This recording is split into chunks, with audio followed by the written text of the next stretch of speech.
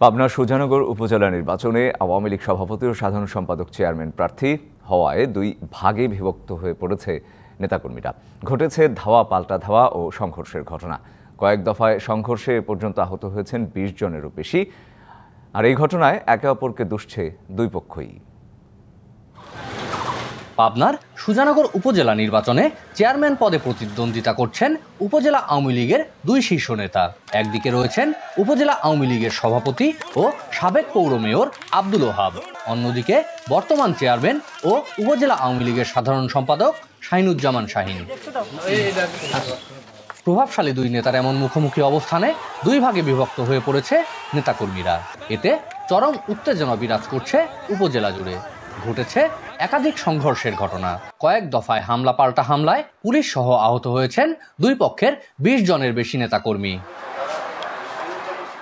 সম্প্রতি ভোট না দিলে স্থানীয়দের গাছে বেঁধে নির্যাতনের হুমকি দেন চেয়ারম্যান প্রার্থী শাহিনুজ্জামান শাহিনের সমর্থক পৌর মেয়র রেজাউল করিম। কেন আমাদের ভোট দিবে না? কেন এলাকার ইজ্জত মারবি? যদি কেউ কথা না শোনে গাছের সাথে বাঁধে রাখবে। ১, ২, ৩ ঢাকায় জমি জিতে নিন ১০০% ক্যাশব্যাক সহ ২০ কোটি টাকার পুরস্কার।